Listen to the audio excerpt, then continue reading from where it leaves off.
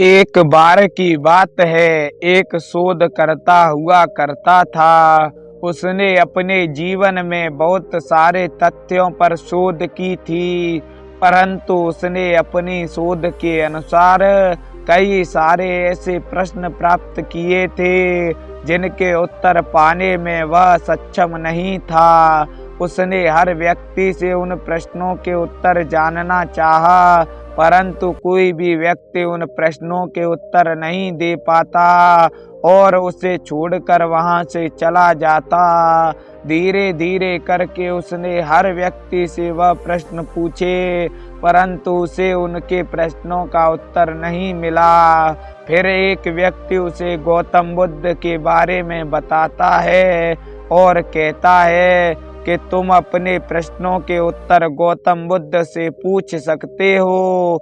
वे बहुत ही ज्ञानी व्यक्ति हैं। उन्होंने ध्यान के द्वारा आत्मज्ञान को प्राप्त कर लिया है। वे सभी व्यक्तियों के प्रश्नों के उत्तर दे देते हैं और किसी भी व्यक्ति की कष्ट आपदाओं को हर लेते हैं। वह व्यक्ति ऐसा सुनते ही गौतम बुद्ध के पास जाने लगता है। धीरे धीरे करके वह गौतम बुद्ध के पास पहुंच जाता है। गौतम बुद्ध के पास पहुंचकर वह बुद्ध से कहने लगता है, हे बुद्ध, मैं एक शोध करता हूँ। मैंने अपने जीवन में बहुत सारे तथ्यों पर शोध की है और कई सारी समस्याएं भी सुलझाई हैं, परंतु आज मेरे मन में कुछ ऐसे प्रश्न उत्पन्न हो गए हैं जिनका उत्तर मैं प्राप्त नहीं कर सकता हूँ। न तो अपनी शोध के माध्यम से मैं इन प्रश्नों का उत्तर प्राप्त कर सका और न ही किसी व्यक्ति के द्वारा। मैं आपसे इन प्रश्नों का उत्तर जानना चाहता हूँ। क्या आप मेरे प्रश्नों का उत्तर दे पाओगे? गौतम बुद्ध थोड़े से मुस्कुराते हैं और कहते हैं, संसार में मुझे नहीं लगता कि कोई भी ऐसा प्रश्न होगा जिसका उत्तर मैं न दे सकूं, परंतु मैं तुम्हारे प्रश्नों का उत्तर देने से पहले मेरी एक शर्त मनवाना चाहूँगा। तब वह व्यक्ति कहता है, मैं इन प्रश्नों का उत्तर जानने के लिए जगह जगह भटक रहा हूँ, परंतु मुझे इनका उत्तर प्राप्त नहीं हो पा रहा। अगर आप मेरे प्रश्नों का उत्तर देते हो तो मैं आपकी हर शर्त को मानने के लिए तैयार हूँ। आप जो भी कहोगे मैं वह करूँगा। मैं यह चाहता हूँ कि जब मेरी मृत्यु हो तो अपनी मृत्यु से पहले मैं इन प्रश्नों के उत्तर जान लूं। तब गौतम बुद्ध कहते हैं, मैंने कब मना किया कि तुम अपने प्रश्नों के उत्तर नहीं जान पाओगे? मैं तो तुम्हें केवल अपनी एक शर्त बताना चाहता हूँ। तब वह व्यक्ति कहता है, कहो तुम्हारी क्या शर्त है? मैं तुम्हारी हर शर्त को मानूंगा।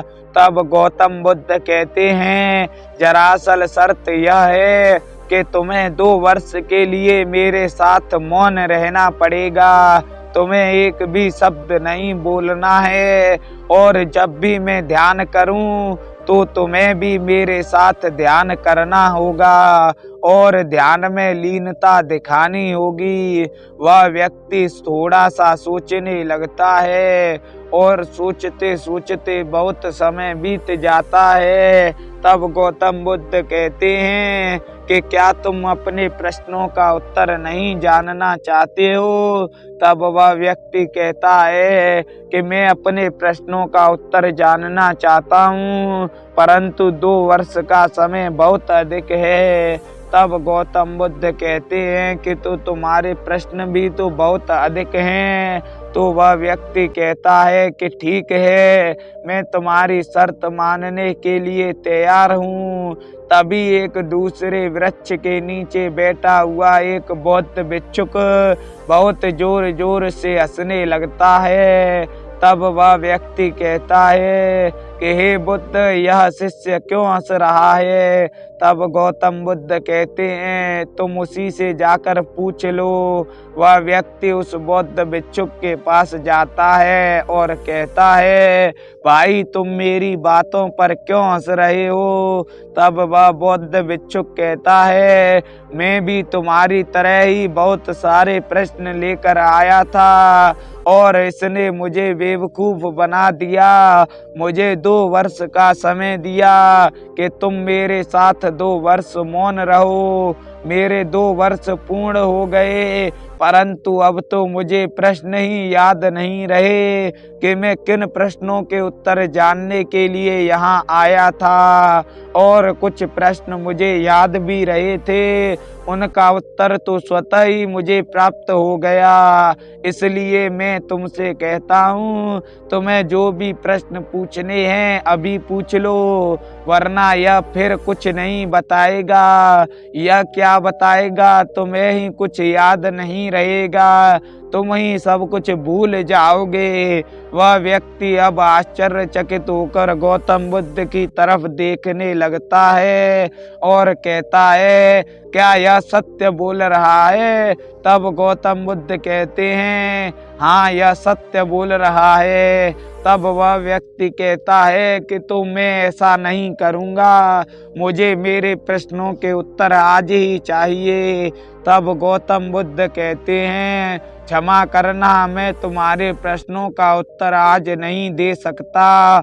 अगर तुम्हें अपने प्रश्नों का उत्तर जानना है तो तुम मेरे साथ 2 वर्षों के लिए मौन रह सकते हो। वह व्यक्ति बहुत विचार करके कहता है कि ठीक है, मैं तुम्हारे साथ 2 वर्षों के लिए रुकने के लिए तैयार हूँ।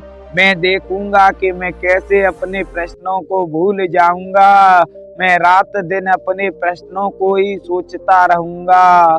वह व्यक्ति ऐसा निर्णय बनाकर गौतम बुद्ध के पास ही ध्यान करने बैठ जाता है।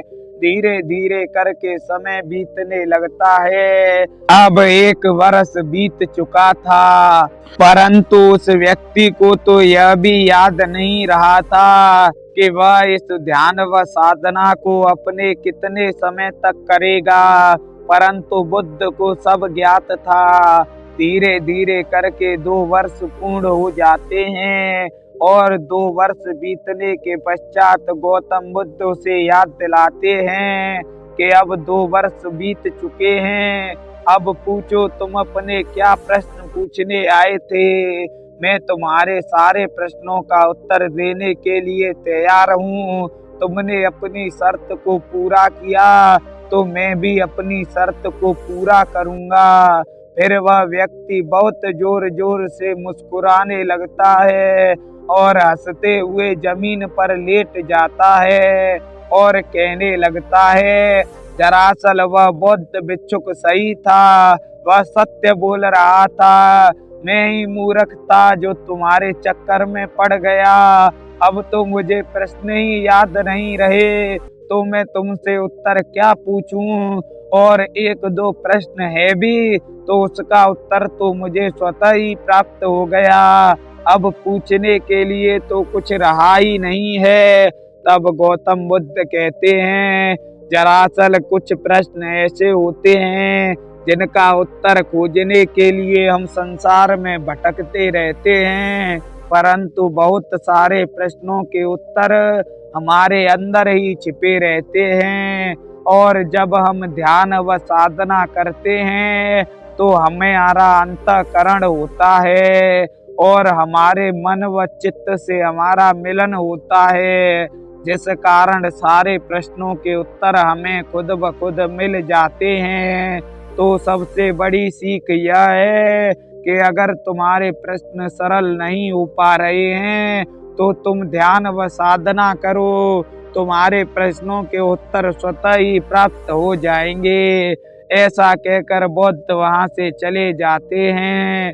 अगर आपको भी हमारी कहानी से कोई शिक्षा मिली हो तो कमेंट करके जरूर बताएं। वीडियो को लाइक करें, चैनल को सब्सक्राइब करें। मिलते हैं जल्द ही एक और नई कहानी के साथ।